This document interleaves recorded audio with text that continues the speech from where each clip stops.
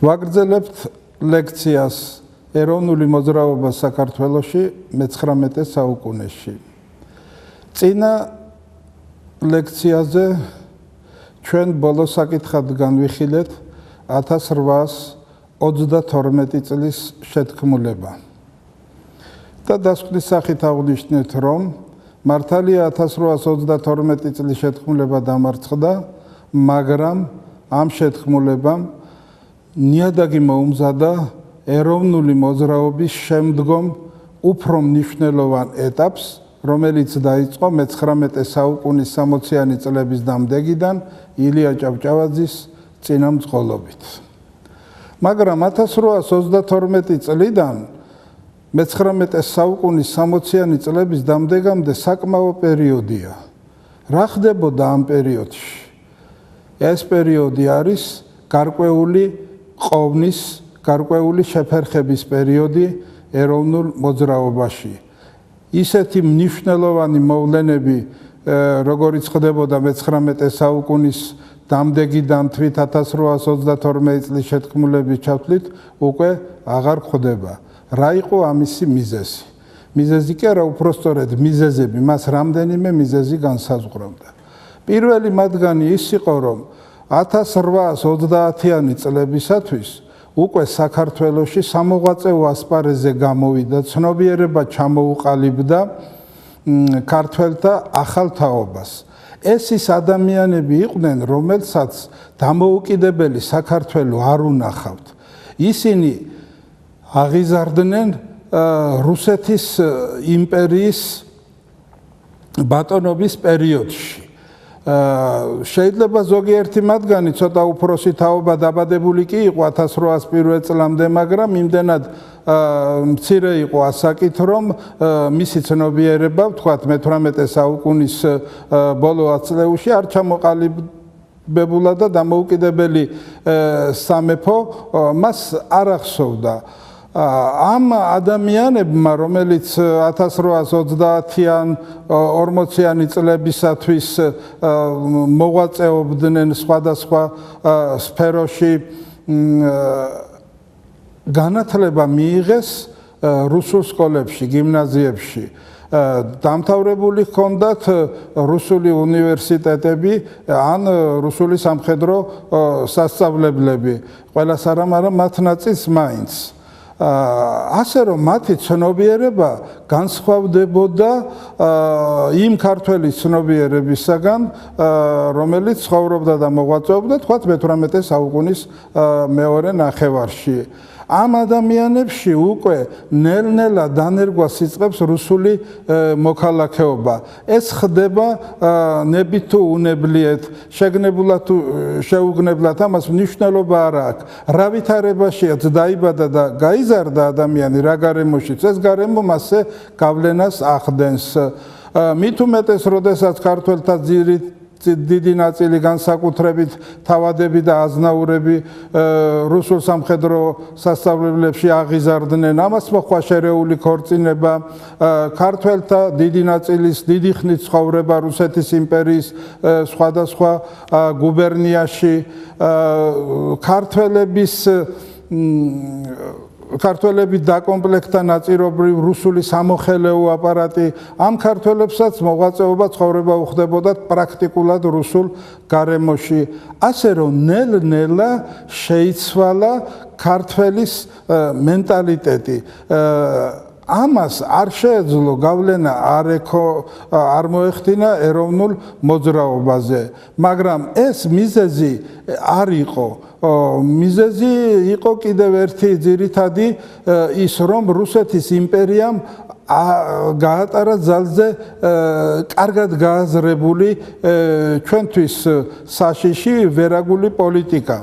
კერძოდ 1832 წლის შეთქმულებაში, როგორც წინა ლექციაზე ვთქვით, ჩაბმული იყო პრაქტიკულად მთელი ელიტა ქართველი თავადებისა და აზნაურებისა, სამღვდელოების ნაწილი, დღევანდელი ტერმინოლოგიით რომ ვთქვათ, ინტელიგენცია, ერის ინტელექტუალური ნაწილი.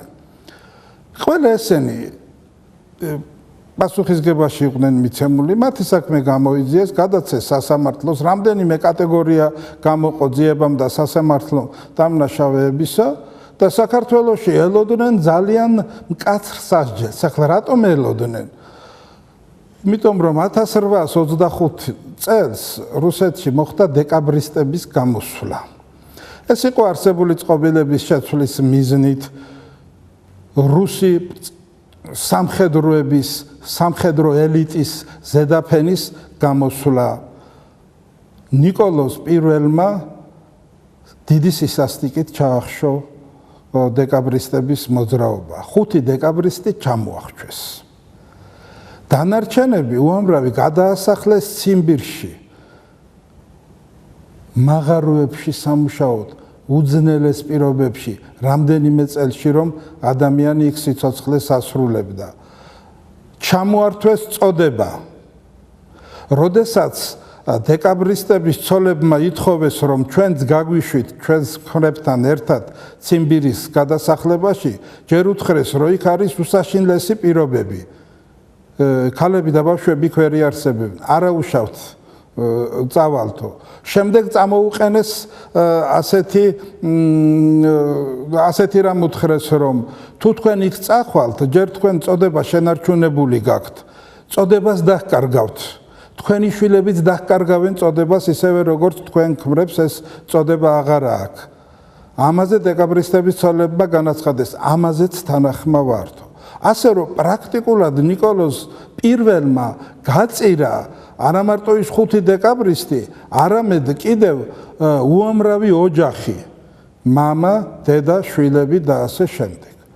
ეხლა ქართველებიც ელოდნენ რომ ნიკოლოზ პირველი ასეთი სისასტიკით გაუსწორდებოდა 32 წლის შეთქმულებას, მაგრამ სრულიად მოულოდნელად განაჩენი იყო იმაზე გაცილებით უფრო რბილი, ვიდრე ამას რუსეთის იმპერიის კანონმდებლობა ითვალისწინებდა.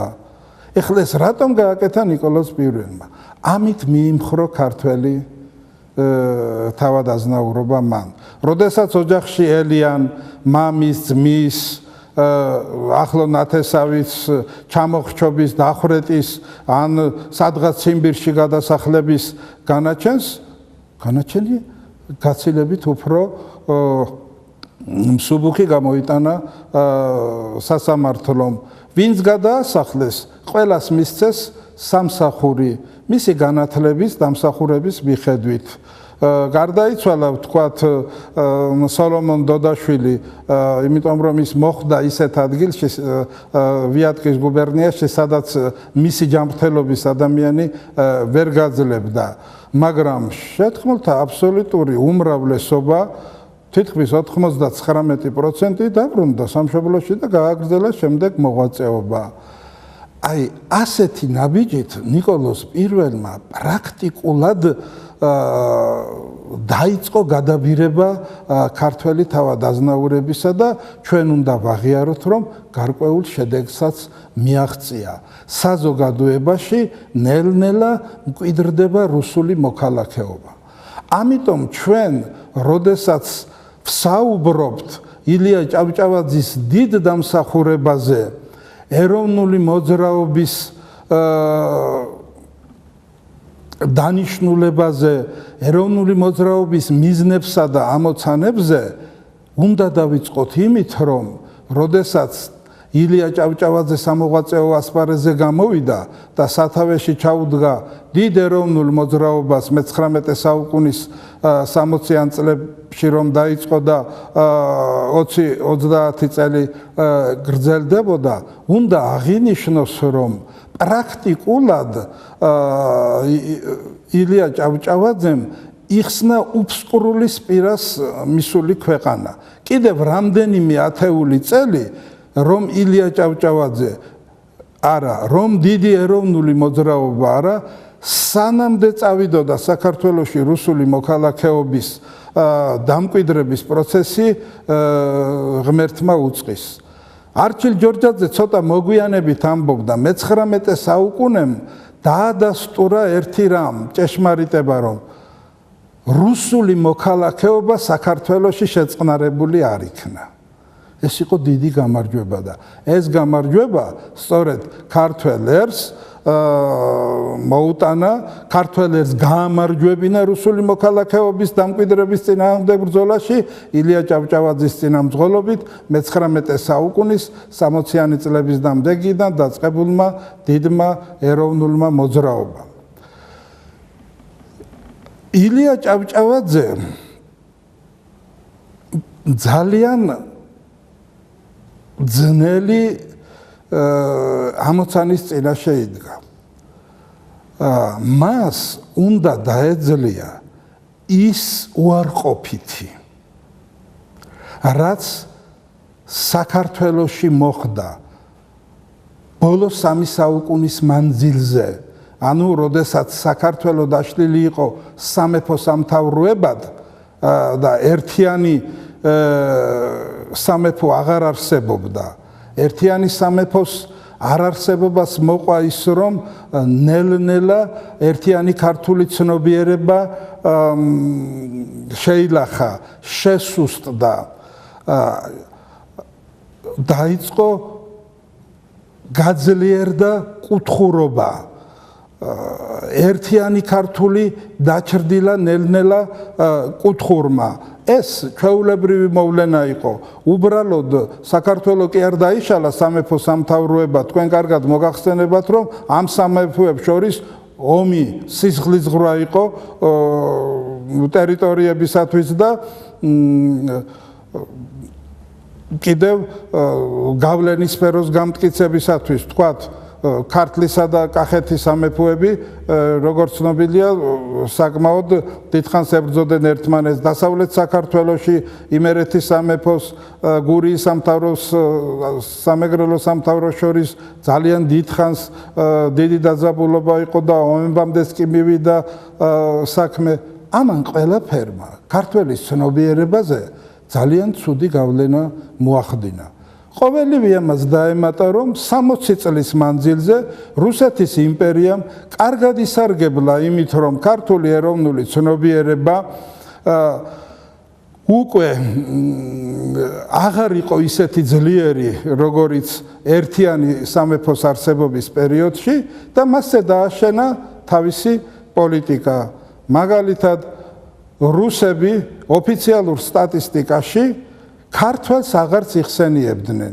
თუ იხსენიებდნენ ქართველს სადმე, იხსენიებოდა ის ქართლელისა და კახელის გაგებით. სხვაგან სტატისტიკურ მონაცემებში წერებოდა იმერელი, მეგრელი, აჭარელი, სვანი, გურული და ასე შემდეგ. როდესაც რუსული ადმინისტრაციული დაყოფა შემოვიდა საქართველოში, ადმინისტრაციული დაყოფა გაატარდა იმ პრინციპით, რომ საქართველო კიდევ უფრო არ შეკავშირებულიყო ერთი ცენტრის გარშემო. აი რუსეთში ასეთი კანონი იყო, გუბერნიიდან გუბერნიაში გადასვლა იყო ძალიან ძნელი. ამას უნდოდა გუბერნატორის მიერ პასპორტის გამოწერა. საქართველოში შექმნეს 2 გუბერნია, თბილისისა და ქუთაისის გუბერნია და ამით შეაფერხეს დასავლეთ საქართველოდან აღმოსავლეთში ქართველების გადმოსვლა, აღმოსავლეთიდან პირიქით დასავლეთ საქართველოში გადასვლა. რუსეთში იმაზე 5-ჯერ და 6-ჯერ უფრო დიდი გუბერნიები იყო, რაც მთლიანად საქართველო იყო. ამიტომ სრულიად თავისუფლად შეიძლებოდა, რომ რუსეთის მიერ დაპყრობილი ტერიტორია რუსეთის იმპერატორს ერთ გუბერნიაში, საქართველოს გუბერნიაში გააერთიანებინა, მაგრამ ის ხელისშემშლელი პირობები აღარ იქნებოდა შემდეგ. ასევე, როდესაც რუსებმა ცალკე ადმინისტრაციულ ერთეულად გამოყვეს ზაქათალის ოკრუგი, ყოფილი ჭარბელაქანი, ისტორიული ჰერეთის ნაწილი, ამითაც მათ მაჰმადიანი ქართველები, ინგილოები ჩაკეტეს ამ ოკრუგის საზღვრებში, რადგან მათ თბილისის გუბერნიაში და მით უმეტეს თბილისის გუბერნიაში გადასვლისათვისაც კი უამრავი წინააღმდეგობის გადასვლა უხდებოდა, წინააღმდეგობის გადალახვა უხდებოდათ ხოლმე. ასე რომ ილია ჭავჭავაძე იდგა ძალიან რთული ამოცანის წინაშე. მას უნდა დაეძლია 300 წლიანი ქართველთა გაუცხოების მძიმე შედეგები და შემდეგ 60 წლიანი რუსული კოლონიური პოლიტიკის მძიმე შედეგები. ეხლა პირველ რიგში, რასაც ილია ჭავჭავაძე ყურადღებას აქცევდა და ეროვნული მოძრაობის თავკაცები ყურადღებას აქცევდნენ, ეს იყო ის, რომ ქართული ეროვნული ცნობიერება უნდა გაძლიერებულიყო. ქართველობას უნდა აღედგინა, როგორც ილია ამბობს, არჩილ ჯორჯაძე ბრძანებს შელახული ეროვნული ღირსება. ეხლა, როდესაც რუსეთის საიმპერატორო კარმა დაისახა მიზნად საქართველოს გადაქცევა რუსეთის იმპერიის განუყოფელ ნაწილად, აქ უმთავრესი იყო ქართველთა ასიმილაცია, ქართველი ერის შერწყმა რუს ერთან. ასიმილაციის პროცესში კი უპირველესი ამოცანა იყო ქართული ენის განდევნა ქართული სინამდვილიდან. თუ ქართული ენა არ იქნებოდა, ეს ძალიან დიდ არტყმას მიაყენებდა ქართულ კულტურას და ამითაც უკვე ქართული კულტურა ვეღარ იქნებოდა ეროვნული ცნობიერების აღორძინებისა და გაძლიერების მძლავრი იარაღი. ამიტომ, როდესაც ილია ჭავჭავაძე ქართული ენის სიწმინდის დაცვისათვის იწყებს ბრძოლას, ეს მარტო ენის საკითხი არ იყო, ეს პოლიტიკური საკითხი იყო. ის უშუალოდ დაკავშირებული იყო ეროვნული ცნობიერების აღორძინებასთან და გაძლიერებასთან. ეხლა თქვენ კარგად მოგეხსენებათ გიორგი მერჩულის ბრწყინვალე ნათქვამი.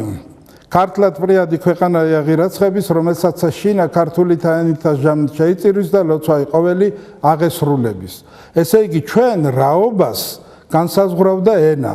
სწორედ რუსული კოლონიური პოლიტიკა ამიტომ უტევდა ენას. ეხლა თავისთავად ცხადია, ქართული ენის არეალი შეზღუდული იყო. სკოლა რუსიფიცირებული იყო, უნივერსიტეტი საქართველოში არ არსებობდა. ყველა სამოხელეო დაწესებულება მაზრის, გუბერნიის, სამეფის ნაცვლოს დონეზე მხოლოდ რუსულად მუშაობდა. სასამართლო რუსული იყო, საქმის წარმოება ყველგან რუსულად იყო. ქართული ენის ასპარეზი რჩებოდა ქართულ მწერლობაში. ამიტომ ენა პირველ რიგში უნდა გადაერჩინა ქართულ მწერლობას და აქედან უნდა დაწყებულიყო შემდეგ აღორძინება. მაგრამ ქართულ მწერლობაშიც მკვიდრდება ძალზე ცუდი ტენდენცია. კერძოდ ენამ დაკარგა ის, რაც საუკუნეების მანძილზე მკვიდრდებოდა ქართულ ენაში ნორმები. შემოვიდა ისეთი ნორმები, გრამატიკული ნორმები ქართულ ენაში, რომელიც უცხო იყო ქართული ენისათვის. აი, როდესაც ილია ჭავჭავაძემ დაინახა, რომ თუ ეს ტენდენცია წავიდა და მწერლობა წავიდა ამ გზით, ამენით, მაშინ საქმე დაღუპულია. ამიტომ ის 1860 წელს წერს ერთ-ერთ უბრწყინვალეს პუბლიცისტურ წერილს ორიოდე სიტყვა თავად რაივას შალვაზძის ერისთავის კაზლოვიდან შეშლილის თარგმანზე და ეს თითქოს სათაურის მიხედვით რევაზ ერისთავის მიერ რუსი მწერლის კოზლოვის ერთ-ერთი ნაწარმოების თარგმნას ეძღვნებოდა, მაგრამ სინამდვილეში ქართული ენის სატკივარს ეძღვნებოდა, ქართული ენის გადარჩენას ეძღვნებოდა ის. ახლა ჩვენ ამ წერის დაწვრილებით ვერ მიმოვიხილავთ, მაგრამ აი ილიამ ერთ რამეს მიაქცია ყურადღება, რომ ქართულში ნელ-ნელა დამკვიდრებას იწყებს რუსული სინტაქსი. ქართული და რუსული სინტაქსი არის ძალიან განსხვავებული ერთმანეთისაგან. შემასმელის ქვემდებარის დამატების ადგილი ამ ორ ენაში სხვადასხვაა წინა დადებაში. ქართულად წერდნენ ქართველები, მაგრამ სინტაქსი იყო რუსული. ასე წერდა რევაზ ერისთავიც. მაგალითად, იმ დროინდელ ქართულში და ცოტა მოგვიანებით შეხვდებით ასეთ ფრაზას: შესახებ ეროვნული საკითხისა. უნდა იყოს ეროვნული საკითხის შესახებ. რატომ ხდებოდა ეს? თარგმნილი იყო რუსულიდან, იქ არის წინადადების თავში და მთარგმნელმა ქართველმა დასვა წინადადების თავში. ასე ნელ-ნელა ირყვნებოდა ქართული ენა. იმას აღარ ვამბობთ, რომ უამრავი სიტყვა, უამრავი ნივთის სახელი და ასე შემდეგ, რომელიც საქართველოში მანამ არ იყო და შემოვიდა რუსობაში ჩვენთან, შემოჰყვა მას რუსული სახელი. ეს თავისთავად ბარბარიზმებით ავსებდა ენას. ეხლა ილია ჭავჭავაძემ პრაქტიკულად აი ამ წერილში, რომელიც ზემოთ ვახსენეთ, წამოაყენა მთელი პროგრამა არსი ეროვნული მოძრაობისა, მამულის ენისა და სარწმუნოების გადარჩენისა. და მან მაშინდელ თაობას დააკისრა პასუხისმგებლობა, რომ ჩვენ რა კაცები ვიქნებით, რა თაობა ვიქნებით, თუ შთამომავლობას ეს სამი რამ ვერ შეუნახეთ. ასე რომ ილია ჭავჭავაძის მიერ ქართული ენის სიწმინდის დაცვა იყო უკვე არა მხოლოდ ენის სიწმინდის დაცვის საკითხი, არამედ პოლიტიკური საკითხი იყო, კონკრეტულად კი ის ეროვნულ ცნობიერებასთან იყო დაკავშირებული. ეხლა ილია ჭავჭავაძე და მისი თანამოაზრეები ნიკო ნიკოლაძე, გიორგი წერეთელი, აკაკი წერეთელი, იაკობ გოგებაშვილი, ცოტა მოგვიანებით სერგეი მესხი და სხვები, ეროვნული მოძრაობის დიდი მოღვაწეები ცდილობდნენ მოეხაზათ ეროვნული მოძრაობის პროგრამა. მაგრამ აქვე უნდა აღინიშნოთ, რომ ერთი რაიმე ყოვლისმომცველი დოკუმენტი არ შეუმუშავებიათ მათ.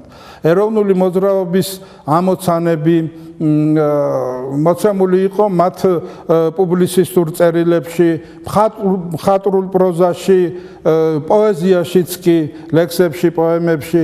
ჩვენ ახლა ყველა ამ ნაწარმოებს ვერ განვიხილავთ, მაგრამ ერთს კი აუცილებლად უნდა შევეხოთ, ეს გახლავთ ილია ჭავჭავაძის საყოველთაო ცნობილი მგზავრის წერილები, რომელიც 1861 წელს დაიბეჭდა. ეხლა ილია ჭავჭავაძემ აქ უკვე წამოაყენა დევიზი, ჩვენი ასეთი მიზანი დაუსახა ეროვნულ მოძრაობის მიზანი რა არის? ჩვენი თავი ჩვენადვე გვეყუდნეს. ეს არის ეროვნული მოძრაობის საბოლოო მიზანი.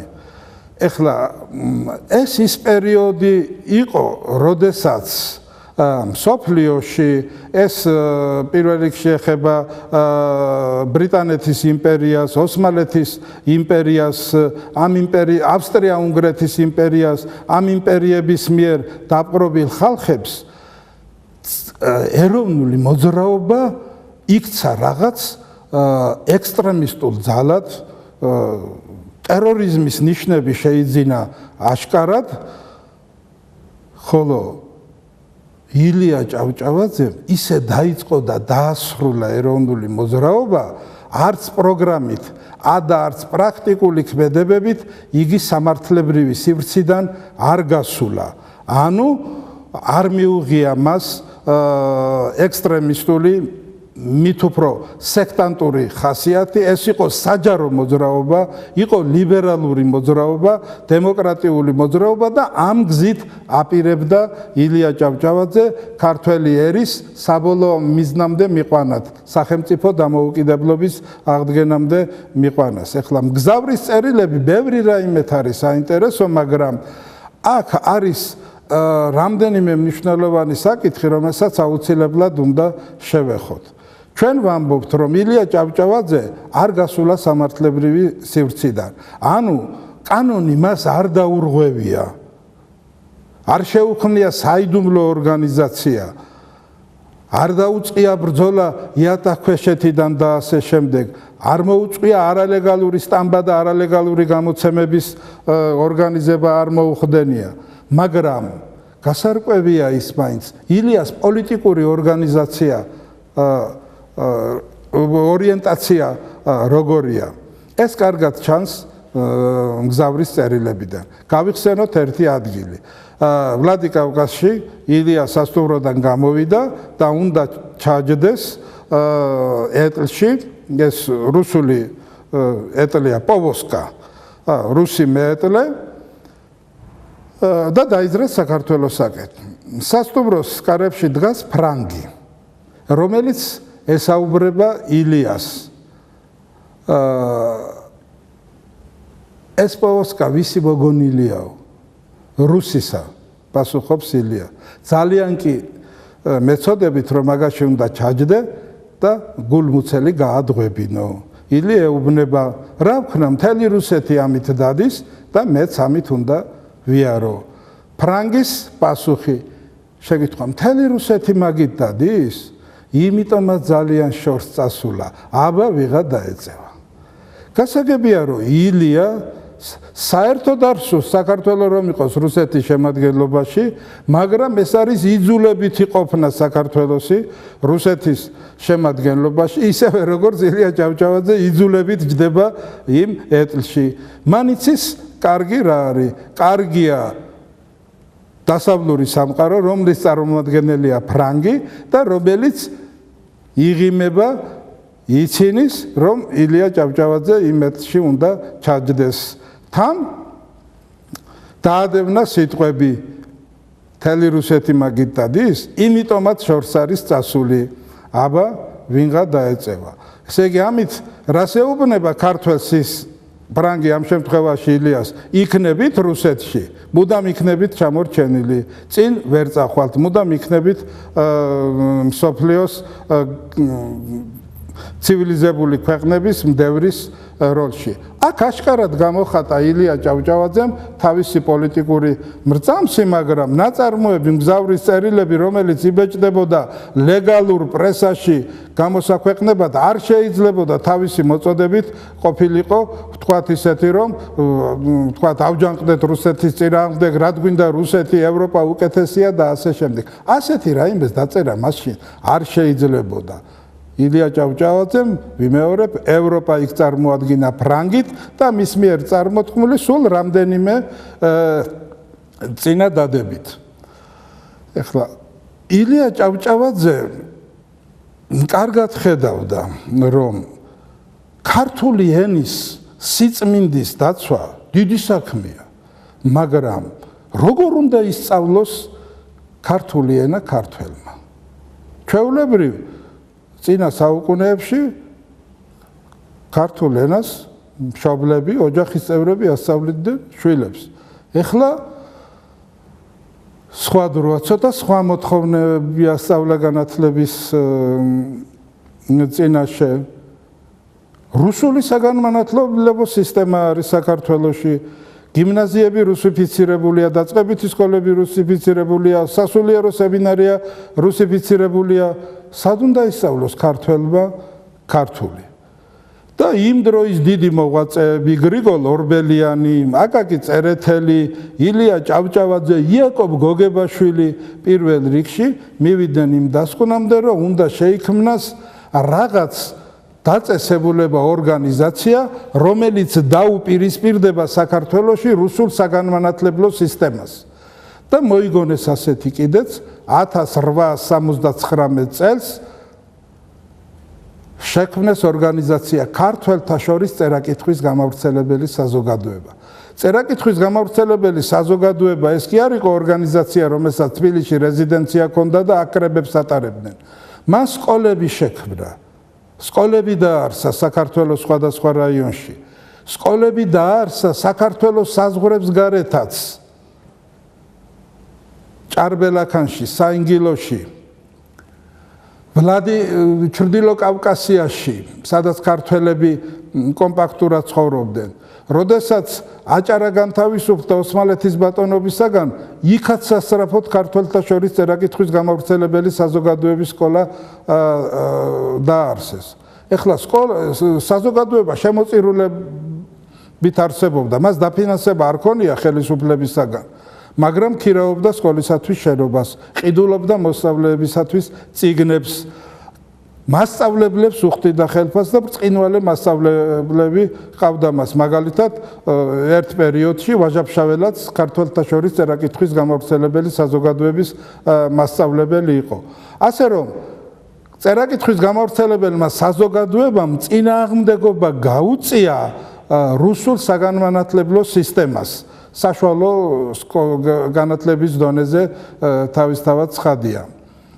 ეხლა დიდი პრობლემა იყო მაშინ ძალიან როგორ უნდა ისწავლოს აი ქართველმა ქართული რა სახელმძღვანელოთი რა წიგნით მე-19 საუკუნის 60-80-იანი წლების ეროვნული მოძრაობას დარჩა ძალიან დიდი მონაპოვარი სხვა მონაპოვრებს შორის ეს იყო იაკობ გოგებაშვილის დედაენა პირველი ვარიანტი 1865 წელს გამოაქვეყნა იაკობ გოგებაშვილმა საკითხავი წიგნი შემდეგ 1876 წელს დედაენა გამოიცა მისი ძირითადი ნაწილი ეხლა უკვე ყველა ქართველი ბავშვი და მისი მშობელი ოჯახი მასწავლებელი იყო გათავისუფლდა ამ დიდი პრობლემისაგან როგორი მეთოდით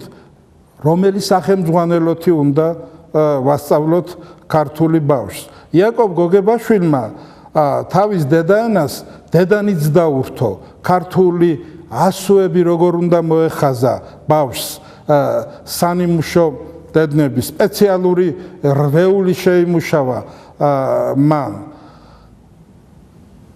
ესეც ძალიან დიდი დარტყმა იყო რუსეთის კოლონიურ პოლიტიკაზე უკვე ქართველს აქვს დედაენა ქართულად აქვს ქართული სკოლები ქართველთა შორის წერა-კითხვის გამავრცელებელი საზოგადოების სკოლები ეხლა პრობლემა უკვე სხვა დონეზე ადიოდა ამის გადაჭრის შემდეგ საკითხავი უნდა ჰქონოდა რაღაც ქართველ კაცს შეისწავლა ქართველმა ყმაწვილმა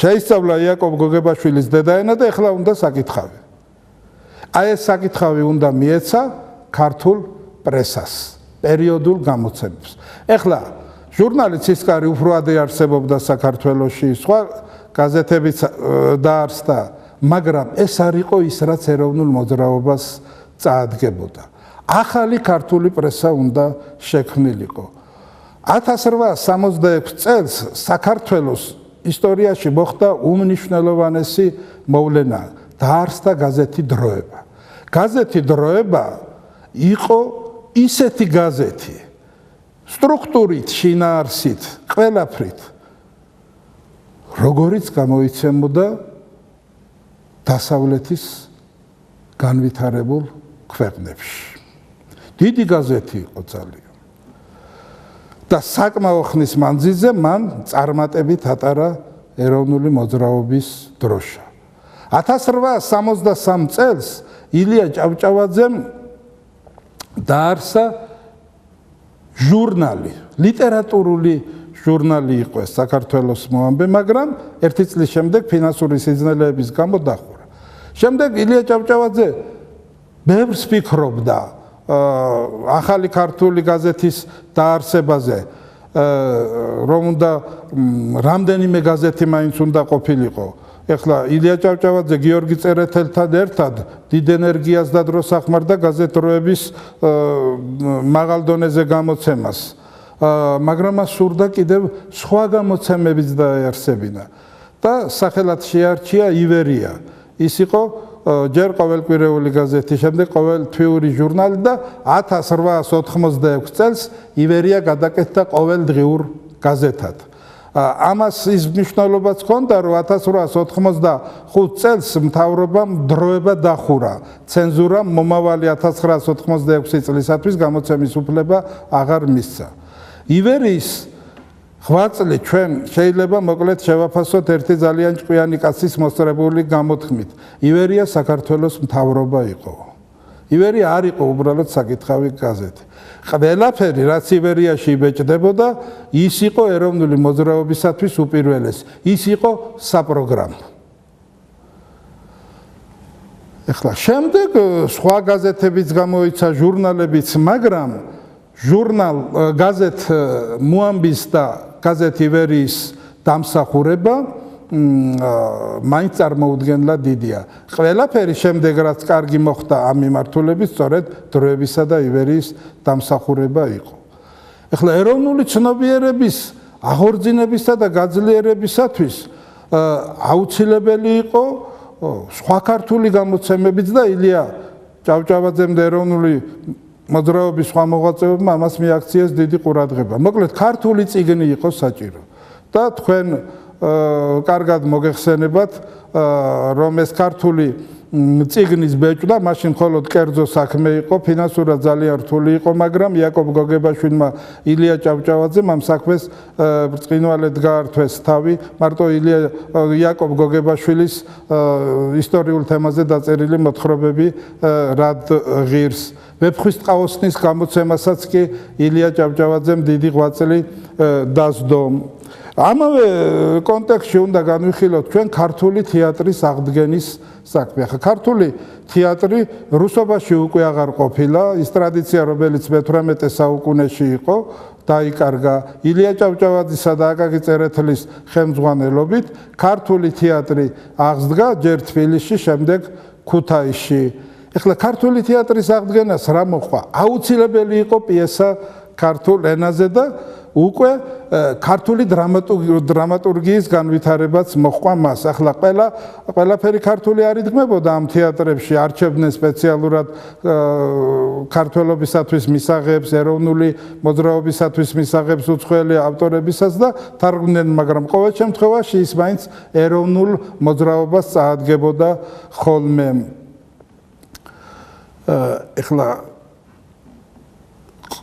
ყოველივე ამის ფონზე, რომ ეროვნული მოძრაობა ძლიერდება, წინ მიდის, სულ უფრო და უფრო დიდ პრობლემებს უქმნის რუსეთის კოლონიურ პოლიტიკას, ეროვნული მოძრაობის შიგნით ჩაისახა ზოგიერთი უარყოფითი ტენდენცია.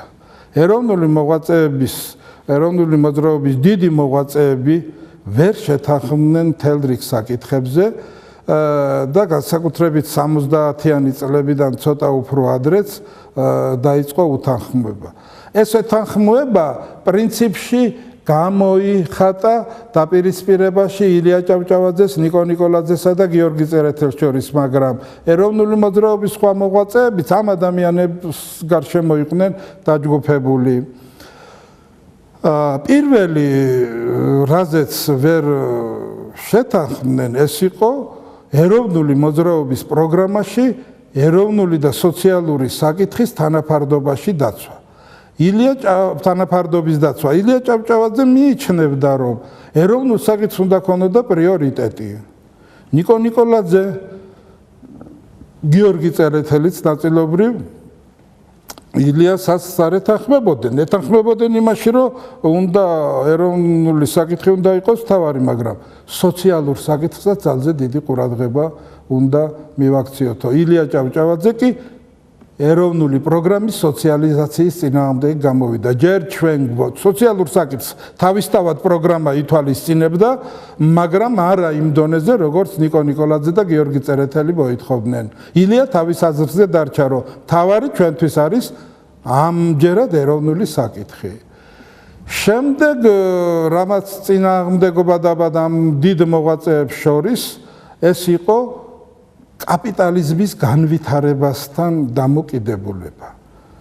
ნიკო ნიკოლაძე ამბობდა, რომ საქართველო წავა იმ გზით, რითაც მიდის ევროპა, განვითარდება კაპიტალიზმი, მოვა იგივე დადებითი, რაც მოხდება კაპიტალიზმს და ჩვენ წინ ვერ გადაუდგებით, მოვა იგივე უარყოფითი, რაც ევროპაში აქვს კაპიტალიზმს. რაც გულისხმობდა ამ შემთხვევაში დიდ ეკონომიკურ აღმავლობას, ქვეყნის განვითარებას, მოხდება სოციალური საკითხის დაძაბვაც და სოციალური აფეთქებები.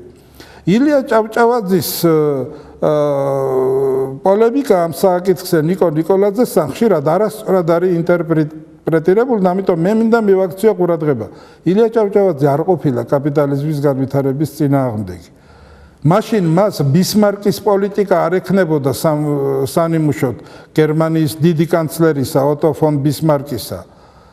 მაგრამ ილია ჭავჭავაძე ამბობდა, რომ ეხლა კაპიტალიზმის სწრაფი განვითარება ჩვენთან არ არის სასურველი, იმიტომ რომ ჯერჯერობით ვითარდება ხო კაპიტალიზმი, არა?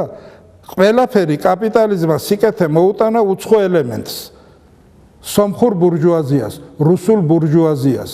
ყველა პოზიცია მათ ჩაიგდეს ხელში. თუ ჩვენ ახლა კაპიტალიზმის განვითარებაზე კიდე ვიზრუნეთ, გამოდის რომ ვაძლიერებთ ვის? უცხოურ ბურჟუაზიას. ქართული ბურჟუაზია არ არსებობს. ამიტომ აქცენტის გადატანა იმაზე რომ გინდა თუ არა ახლა ყველაფერი ისე უნდა მოხდეს, საქართველოში ყველაფერი უნდა დაემორჩილოს კაპიტალიზმის განვითარებას, გამოდის რომ ჩვენ ქართველები ვემსახურებით სხვის საქმეს. ეხლა ჩვენ ქალაქად კაპიტალიზმის განვითარებაზე ჯერჯერობით თავი უნდა შევიკავოთ და უნდა ვიზრუნოთ იმაზე, რომ სოფლად კაპიტალიზმის განვითარება მოხდეს. სოფლის მოსახლეობა ძირითადად ქართულია, თუ აქ ფერმერული მეურნეობა აყვავდება, განვითარდება, შემდეგ ნელ-ნელა იქ ფეხმოკიდებული ქართული ბურჟუაზია ქალაქშიაც დაიკავებს პოზიციებს, ქალაქშიც გაუწევს წინააღმდეგობას უცხო კაპიტალს. ნიკო ნიკოლაძე ამის თანახმა არ იყო და ამ საკითხზე ვერ შეთანხმდნენ ილია და ნიკო ვერას დროს. გარკვეული დაძაბულობა სულ ბოლოს ამ სამ დიდ მოღვაწეს შორის გამოიწვია იმან, თუ როგორი უნდა იყოს საქართველოსთვის მომავალი პოლიტიკური, ეკონომიკური და სოციალური სისტემა. თუ საქართველო ოდესმე იგულისხმება დამოუკიდებელი ქვეყანა გახდებოდა. ილია ჭავჭავაძე კარგად გრძნობდა, რომ ყველაფერი საქართველოში ისე იქნებოდა, როგორც ეს მიდიოდა ევროპაში, მაგრამ მას ჰქონდა თავისი შეხედულება პოლიტიკური, ეკონომიკური და სოციალური სისტემის შესახებ. სანიმუშოდ მას მიაჩნდა გერმანული პოლიტიკური, ეკონომიკური და სოციალური სისტემა. რა თქმა უნდა, თავისი აზრი ჰქონდა ამ საკითხზე და მასაც არ თვლიდა იდეალურად. ნიკო ნიკოლაძე კი დაახლოებით ასე ფიქრობდა, პოლიტიკური და ეკონომიკური სისტემა ჩამოყალიბდება ისე, როგორც ამას მოიტანს კაპიტალიზმის განვითარება. რა დონესაც მიაღწევს ქვეყანა, იმ დონის პოლიტიკური, ეკონომიკური და სოციალური სისტემა იქნება და ჩვენ მას ვერ ვარეგულირებთ. საბოლოოდ მივიღეთ ჩვენ ასეთი მდგომარეობა. მე-19 საუკუნის 80-იანი წლების ბოლოსა და 90-იანი წლების დამდეგისათვის ერთიანი ქართული ეროვნული მოძრაობა მას შემდეგ რა მან მიაღწია უდიდეს რაიმეს, ფაქტიურად შეაფერხა რუსეთის კოლონიური პოლიტიკის წარმატებით განხორციელება საქართველოში, ჩაშალა კოლონიური პოლიტიკის ბევრი ვერაგული ჩანაფიქრი, ეს ეროვნული მოძრაობა უკვე აღარ იყო ერთიანი და იშლება ცალკეულ მიმდინარეობებად. ილია და მისი თანამოაზრეები, მას პირობითად ჩვენ უწოდებთ გაზეთ ივერიის ბანაკი, დარჩნენ ცალკე და ილია დარჩა იმ ეროვნული მოძრაობის იმ პროგრამის ერთგული, რომელიც მან მე-19 საუკუნის 60-80-იან წლებში შეიმუშავა. ნიკო ნიკოლაძე მის ჯგუფს უწოდოთ ჟურნალ მოამბი ჯგუფი, ჟურნალი მოამბი 1894 წელს დაარსდა. თავისი ნიკო ნიკოლაძეა ჯგუფი იმაზრზე ადგა, რომ საქართველოში განვითარდება კაპიტალიზმი და მოვა ის ყველაფერი, რაც უკვე მოვიდა ევროპაში და ამას წინააღმდეგობას ვერავინ ვერ გაუწევს. ცოტა უფრო ორიგინალურ გზას დაადგა მესამე დიდი ადამიანი, დიდი მოღვაწე ეროვნული მოძრაობისა გიორგი წერეთელი. გიორგი წერეთელს თავიდანვე გაუჩნდა მიდრეკილება სიმპათიები სოციალისტური მოძღვრებისადმი და მან ერთვენიერ დღეს გამოაცხადა, რომ ჩვენ უნდა ვიბრძოლოთ საქართველოში ნაციონალ-სოციალიზმის დამყარებისათვის.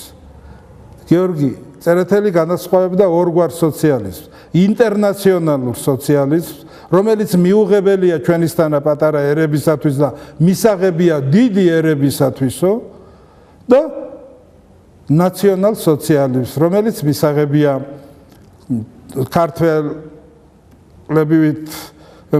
რიცხვით მცირე ერისათვის, იმიტომ რომ ის ითვალისწინებს ეროვნულის გადარჩენას, კულტურის გადარჩენას, სახელმწიფოებრიობის შენარჩუნებას, გიორგი წერეთელი ერთს კარგ რამეზე მიანიშნებდა. ჩვენ რომ ინტერნაციონალურ სოციალიზმს დაუჭიროთ ხარიო, რუსის ხალხი გაიძღებს მუცელს ჩვენი ლეშითო. ავიტყვიფებით ჩვენ რუსეთშიო. რუსი გეტყვის, ხო ვართ ინტერნაციონალისტები და სოციალისტები. მოდი თქვენ გადამოსახლდით ციმბირში და ჩვენ გადმოსახლდებით საქართველოში. თუ ვიქნებით ინტერნაციონალური სოციალიზმის მომხრე, ჩვენ დასაკლავდანაც ჩვენ თვითონ გავლესავთო გიორგი წერეთელი ამბობდა. თუ ვიქნებით ნაციონალ სოციალიზმის მომხრე, მაშინ ჩვენ თავს გადავირჩენთ. გიორგი წერეთელმა თავისი იდეების გადაგება დაიწყო 1893 წელს დაარსებულ ჟურნალ კვალში. ეროვნული მოძრაობის გამთლიანება აღარ მოხერხდა. მე-20 საუკუნის დამდეგიდან კიდევ უფრო რთული პროცესები წავიდა საქართველოში, ასე რომ იმ ეპოქაში უკვე კიდევ უფრო წარმოუდგენელი იყო ეროვნული მოძრაობის გამთლიანება. ეხლა საბოლოოდ რომ შევაჯამოთ, რას მიაღწია მაინც მე-19 საუკუნის 60-80-იანი წლების ეროვნულმა მოძრაობამ დიდი მოღვაწეების, დიდი ადამიანების თავკაცობით და უპირველეს ყოვლისა ილია ჭავჭავაძის თავკაცობით. ძალიან მოკლედ რომ ვთქვათ, თითქოს ეროვნული მოძრაობის მონაპოვარი ასე თვალში საცემი ხელშესახები არ იყო, მაგრამ თუ გავითვალისწინებთ რა საქართველო ჩაიბარა ილია ჭავჭავაძემ და მისმა თანამოაზრეებმა და რა მოხდა 1917-18 წლებში, უფრო ადვილად გავიგებთ ეროვნული მოძრაობის მონაპოვრის მნიშვნელობას. ილია ჭავჭავაძის და ეროვნული მოძრაობის დამსახურება იყო ის, რომ როდესაც 1918 წლის 26 მაისს აღსდგა საქართველოს სახელმწიფოებრივი დამოუკიდებლობა და როდესაც ეს დიდი მოვლენა მზადდებოდა,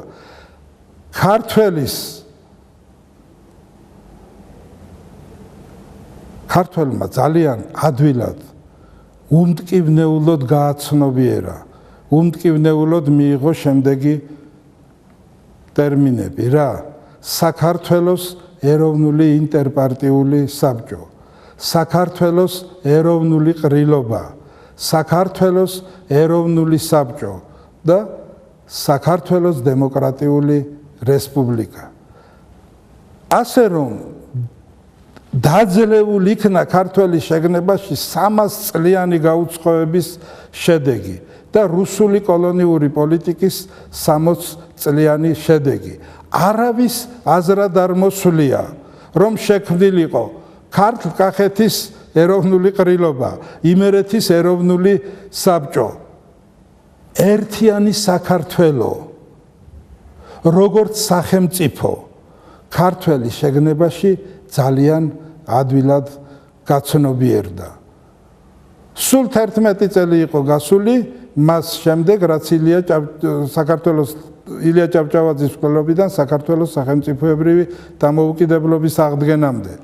თითქოს ეს 11 წელი საქართველოში ილია ჭავჭავაძის უარყოფის, ეროვნული მოძრაობის უარყოფის ნიშნით მიმდინარეობდა, მაგრამ 1918 წელს 26 მაისს სულ სხვა შედეგი მივიღეთ.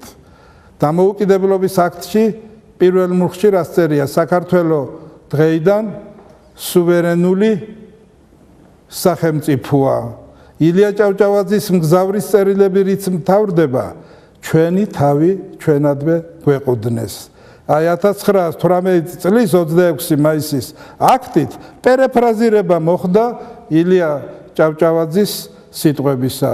ეს იყო სწორედ ის, რომ მე-19 საუკუნის 60-80-იანი წლების ეროვნულმა მოძრაობამ მოამზადა ნიადაგი საქართველოს სახელმწიფოებრივი დამოუკიდებლობის აღდგენისათვის.